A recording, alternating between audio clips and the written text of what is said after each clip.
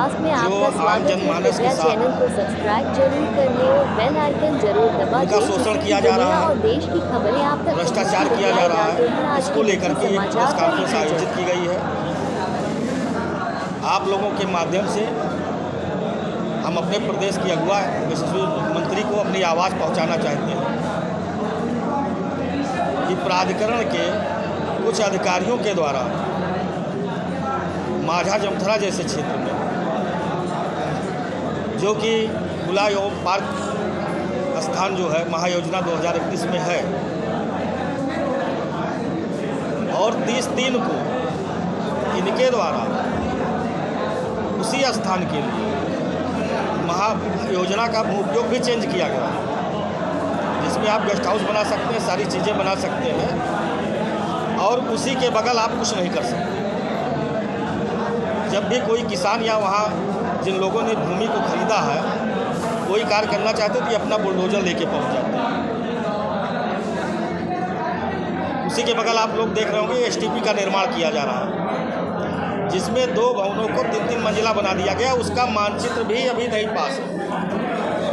सबसे पहले अगर प्राधिकरण इतनी ईमानदारी के साथ कार्य कर रहा है तो एसटीपी को गिरा दे, जिससे विकास प्राधिकरण को लाखों रुपए की यानी 50 लाख रुपए की राजस्व क्षति हुई।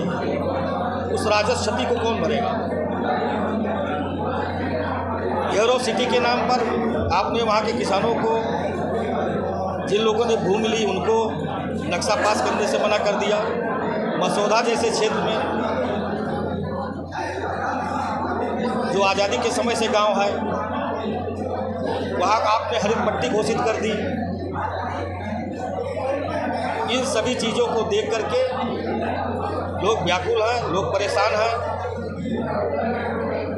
और अगर ऐसा ही कितने अधिकारियों के द्वारा किया जाता रहा तो जो पिछला चुनाव बीता है उसी चुनाव की तरह बीजेपी पुनः हारेगी चुनाव, और ये अधिकारी दूसरे दलों के एजेंट के रूप में काम कर रहे हैं।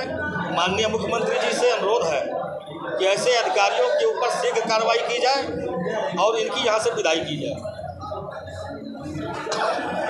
मिलने जाता है, हम लोगों को प्राधिकरण में जाने में अब डर लगने लगा है। अभी परसों नरसों जो घटना घटित हुई, कह दिया जाएगा कि इन्होंने रिवाल्वर तान दिया, कह दिया जाएगा ये कमरे में मार दिए हमको, उसको जेल भिजवाने का प्रयास किया जाएगा।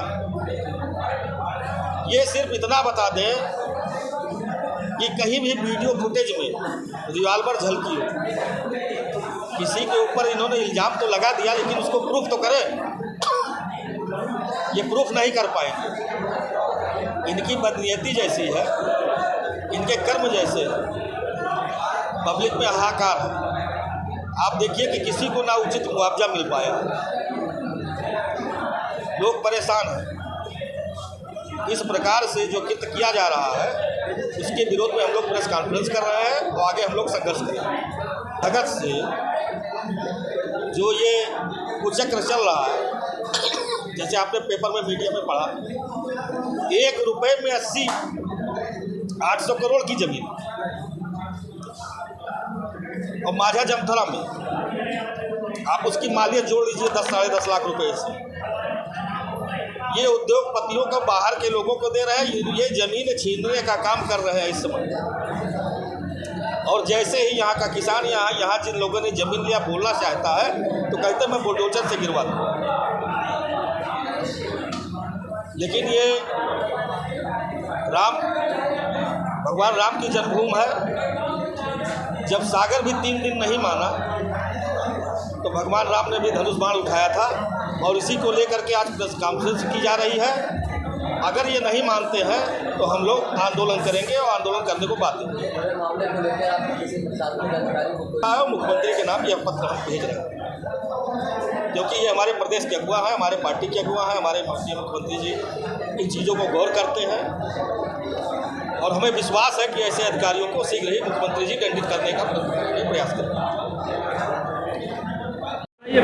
क्या उद्देश्य रहा बताइए। देखिए, ये प्रेस कॉन्फ्रेंस जो है विकास प्राधिकरण में व्याप्त भ्रष्टाचार और उन अधिकारियों के द्वारा जो अयोध्या की जनता का शोषण किया जा रहा है उसको लेकर के है। खास करके माझा जमथरा जैसे क्षेत्र में, एरो सिटी के नाम पर दर्शन नगर जैसे क्षेत्र को लेकर के, और मसौदा जैसे क्षेत्र को, जिसको हरित पट्टी कह करके ये लोग वहाँ के लोगों को परेशान कर रहे हैं, उनका जो है शोषण कर रहे हैं। माझा जैसे क्षेत्र में, जबकि महायोजना में पार्क एवं खुला स्थान है, माझा का क्षेत्र महायोजना में पार्क एवं खुले स्थान में दर्ज है, जिसमें पिकनिक स्पॉट से लेकर के कई चीज़ों का निर्माण किया जा रहा है इनकी महायोजना के अनुसार। लेकिन यहाँ के उच्च अधिकारी, सचिव साहब और अन्य उच्च अधिकारियों के द्वारा वहाँ के किसानों को, जिन लोगों ने ज़मीन वहाँ पे खरीद रखी है, उनका शोषण कर रहे हैं, बुलडोज़र चलाने की धमकी देते हैं। और वहीं आप देखिए कि एसटीपी के अंदर 3-3 भवनों का निर्माण किया जा चुका है महायोजना के विपरीत। अभी 3 को इनके द्वारा महायोजना को 30 एकड़ भूमि को बदलने का, उसका भूमियोग बदलने का प्रयास किया गया और वहीं अन्य किसानों को उसी स्तर पर रखा जा रहा है। अगर वहाँ आदमी 2 फीट 3 फीट अपनी बाउंड्री भी उठा लेता तो उसको कहते हैं बुलडोजर लगा के तोड़ देंगे।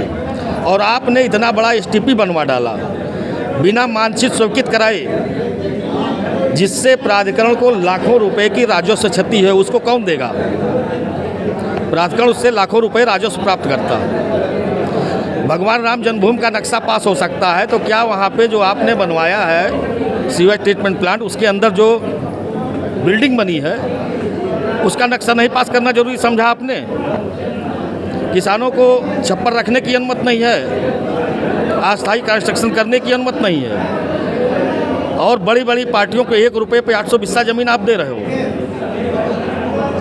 तो ये पूर्णतया गलत है। और दर्शन नगर जैसे क्षेत्र में कई गांव आते हैं, आपने एरो सिटी घोषित कर दी, आप जगह जगह बैकफुट पे भी आ जाते हो। मसौदा जैसे क्षेत्र में 2500 गाँव को आपने कह दिया कि ये हरित पट्टी है।